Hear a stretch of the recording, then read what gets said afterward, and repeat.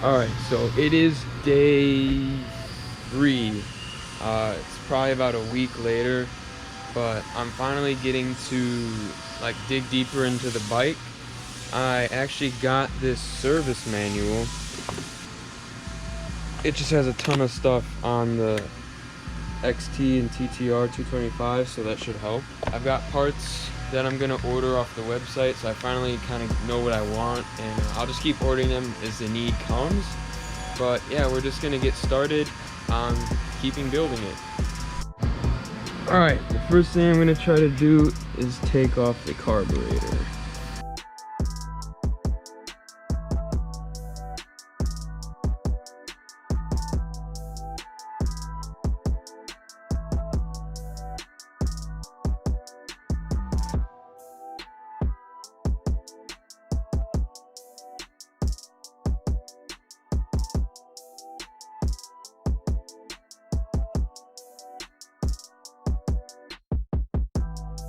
I do want to get this box out because it's kind of holding itself in.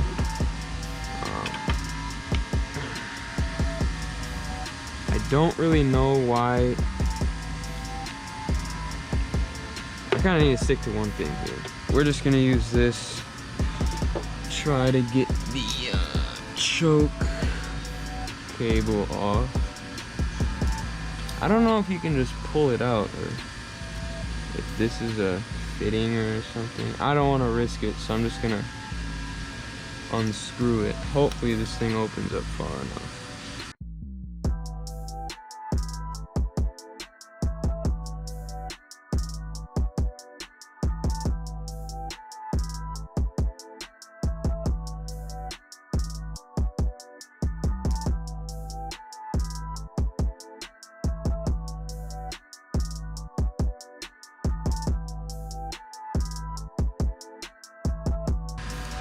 Alright, I guess that's another way to do it.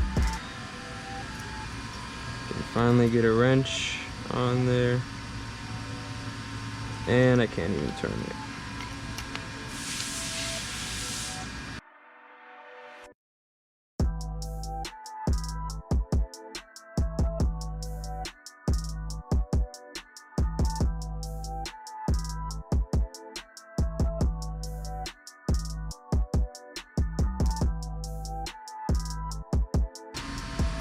Okay, maybe I'm stupid, but should you just be able to pull this?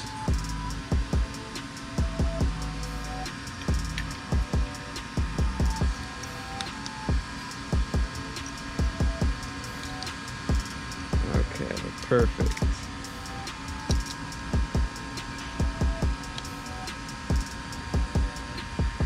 Alright, so for the carburetor, I honestly don't think it's gonna need a deep clean.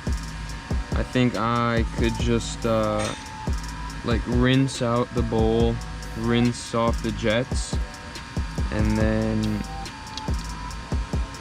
blow them out with compressed air, and it should be fine after that. Okay, good. That's not falling off. Alright, this is what I needed.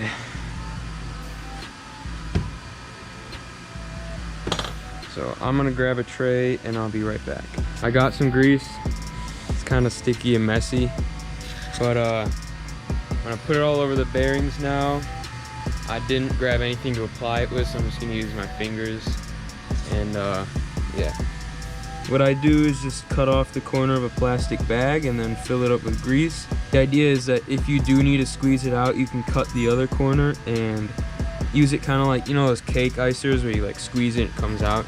You can apply grease that way, and it's actually been pretty useful in the past. So I just cut corners. It's easier than reaching in the whole bag like this. I mean, the bag's kind of useless after, but you can make another one at least. So I guess one thing I need to work on is my organization, but I put grease all over it. We're gonna, crap, where'd that washer go?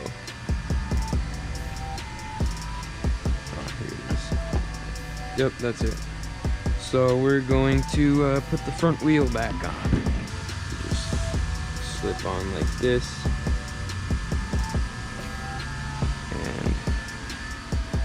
this.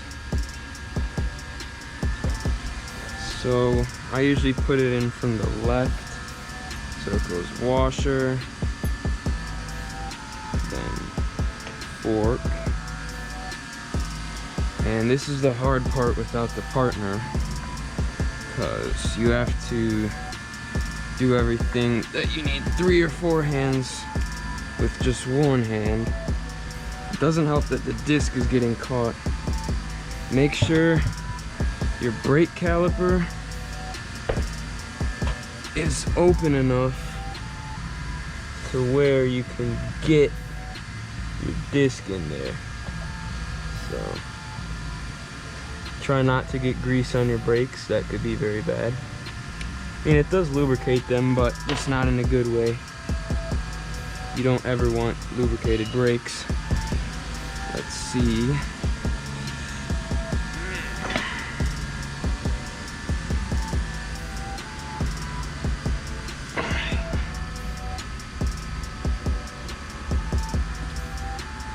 Oh my gosh.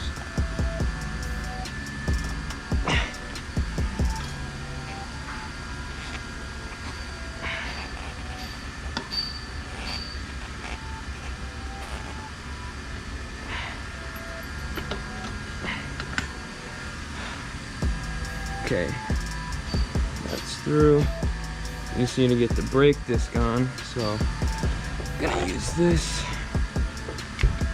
to open up the pads.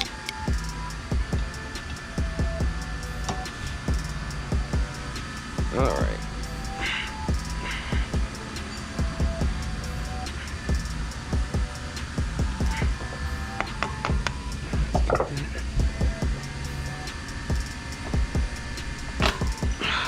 Okay, perfect. And washer and nut. And that is the front wheel, ladies and gentlemen. Right now, just finger tight.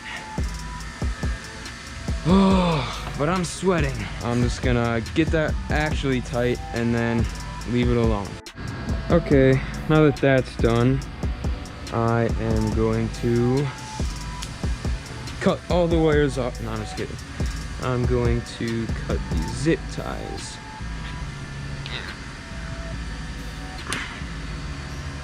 So that it's easier to do wiring and stuff when the time comes, because this bike is an absolute nightmare.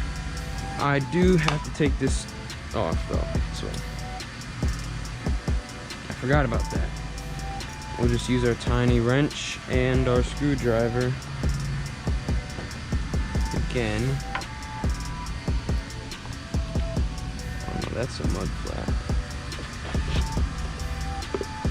But it's also the air box. These little crescent wrenches are trash. If you can, avoid using them. Yeah, that's probably a 10. See? Way better. Gosh, these screws are horrible, horrible, horrible. Okay, that's good. Those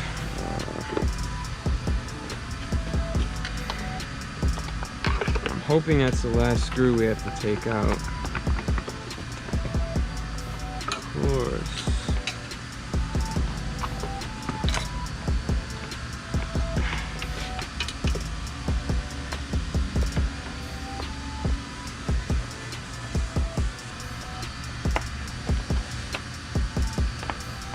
Okay.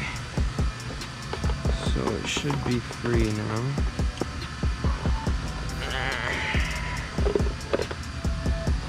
Perfect. We'll put that back. Probably should have put all the other screws back, just for reference. This one came out of here. Nope, I guess not. Nope, guess not. Are these even the same?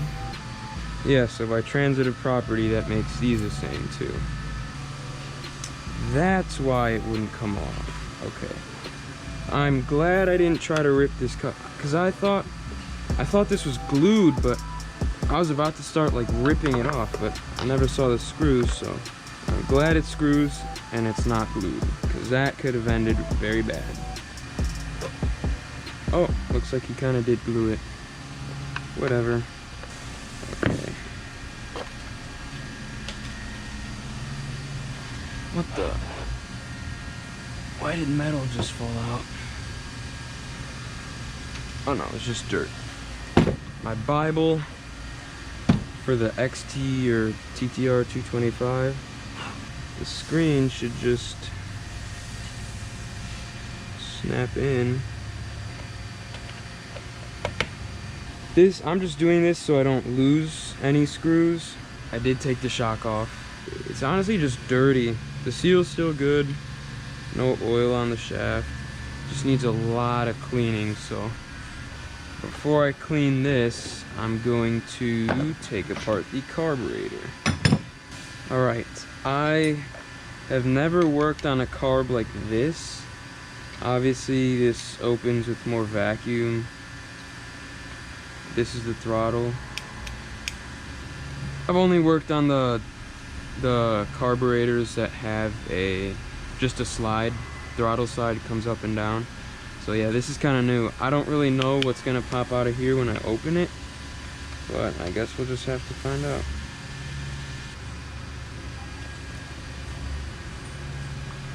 So I'm guessing that there's a spring.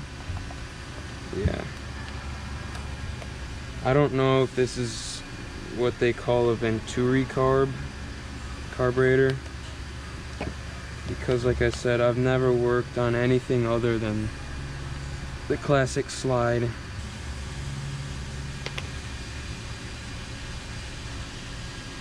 Okay. It's like a rubber.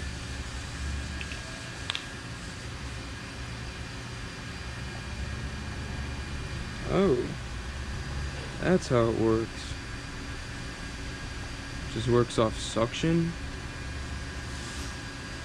Huh. So I guess I didn't really need to pull that off.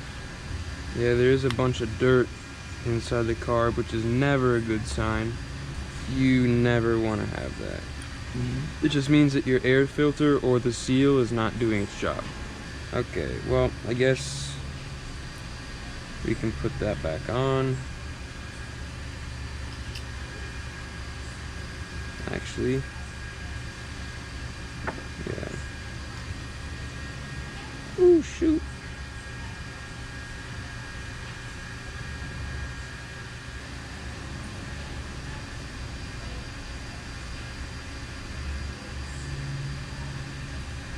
Wow. There was a loose screw. Okay. Yeah, try not to damage this.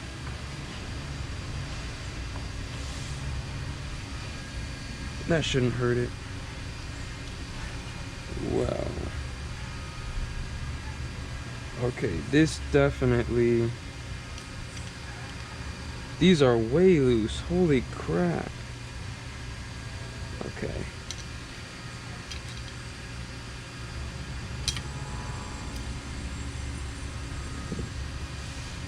We don't want to lose this. So put these in here. I guess main jet goes straight to there. Yeah, we can clean that. Is there a pilot jet anywhere? No more O-rings. That looks like a jet. And I might need a smaller screw. Yeah, I do. Oh. I'm gonna use this bad boy. This, make sure you do not strip out this screw or jet. I think it's a jet, honestly. Because you do not... Oh, shoot. Let's see. More gas coming out. You do not want to break this or anything. And actually, let me take the headpiece off. you check. If you can see light through it, then it's clean. So we'll do the same thing for that one. This one is clean because we can see light through it. And yeah, so that one's good. You can really like get into the passages of this thing and clean it. I don't remember which way this went in, whether it was like this or like this. Time to take off the float bowl.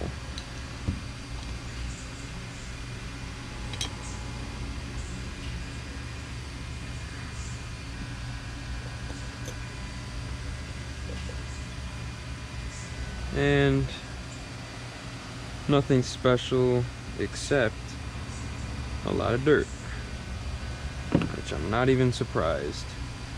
I'm gonna have two boxes, one for parts that need to be cleaned and one for parts that either don't need to be cleaned or have already been cleaned. So this is gonna be my cleaning box.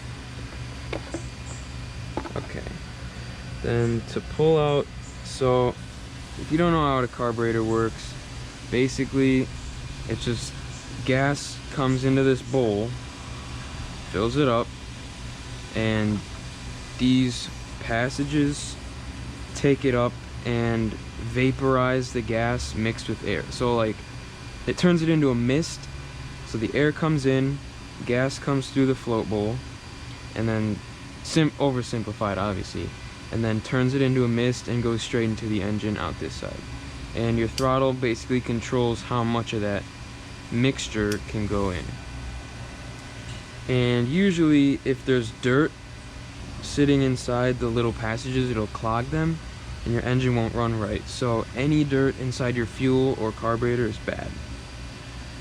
Alright, so to pull the float off, this is the float, I'm gonna take some pliers and just pull the needle out.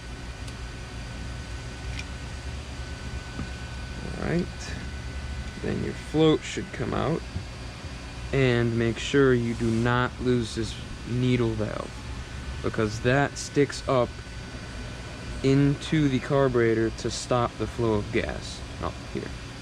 And if you lose it, you'll flood your engine and your bike won't run. So yeah, usually you don't really need to clean the float, just wipe any excess dirt off of it. I think that's a main jet and pilot jet, but I could be wrong, because this carburetor has a lot more holes than I'm used to. Yeah, and I'm gonna need to grab a super tiny screwdriver. That's the fuel mixture screw, fuel and air mixture. But a super tiny screwdriver to reach in there. Honestly, I think if I blow it out with compressed air, it'll be fine. Yeah, we'll take this off, see what that is, and if anything needs to be cleaned. So here we go. It's pretty clean. Yeah, it doesn't really need anything. So we are just going to keep these parts here, and it looks like I can just douse this whole thing in water, blow all the passages out, and we should be chilling. Just cleaned out the carburetor just with water, warm water, and some compressed air to dry it and blow everything out.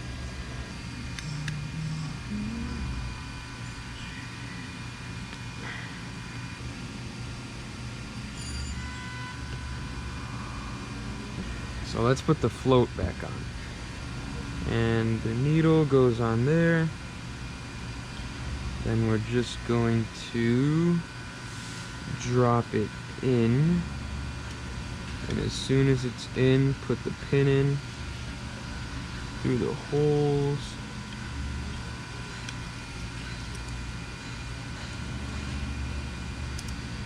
Alright, and there's the float. Now we can put this back on. Make sure our little gasket or O-ring or whatever is still good. Oh wow, I didn't even notice that this had broken off.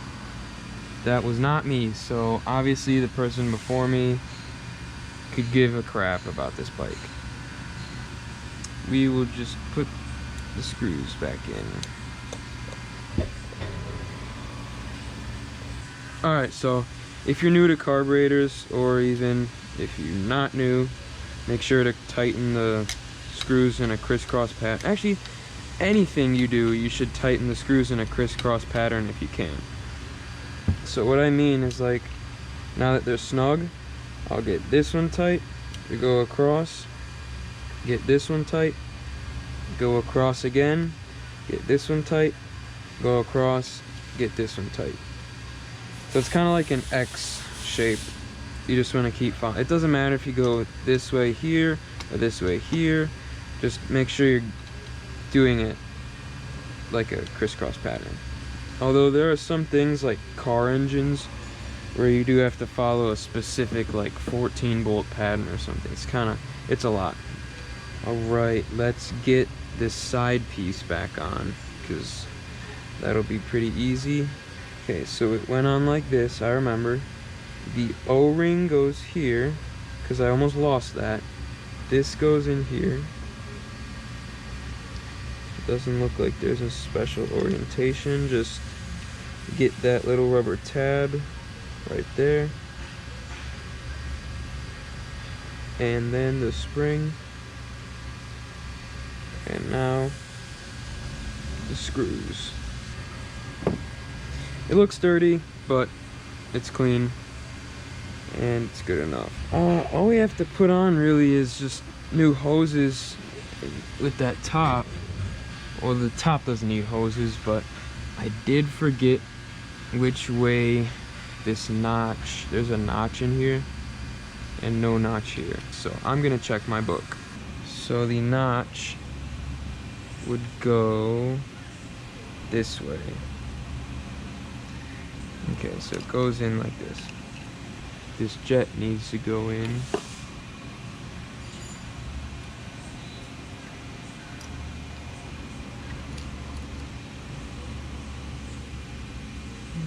Don't remember where the O-ring goes. Oh, probably goes here. Yeah, so I have a lot of fun with my memory. It's pretty terrible.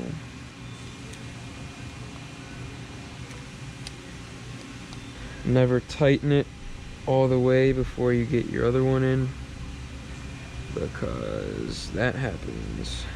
See, went in easily now. This one snugs up nice. Snug. Snug. So now we put the slide in, except I think I built it wrong. This white clip apparently goes on top, and it makes sense now because that is what holds the spring on the needle, like that. That actually makes a lot of sense. The no holy side, so this goes towards the back. And that's the needle's in good. Kind of scared, but I think the O-ring goes here. Yeah, it has to. Okay. Spring on our little white piece. Cover, let's make sure. Oh shoot. Yeah, it's just the screws now. So, come on. Come on. Oh my gosh. When the going is tough, the tough get going. Alright, so now, like I said, hold it tight till you can get one of your screws engaged, which this is going to be a pain in the butt cheeks. Honestly, carburetor cleaning is just literally just take it apart, wipe it off or blow it out, and put it back together. And the carburetor is done. Cleaned, taken apart, put back together. That was honestly a lot easier than it looked. It's all about just, you know, thinking about what you're doing before you do it. Alright, we'll put that back in the box because we need to get fuel line for that. The boot doesn't look too bad. I think I'm just gonna leave it Looks fine. As long as there's no visible dirt, we'll put the air box back on after the carbs on. But yeah, should be good.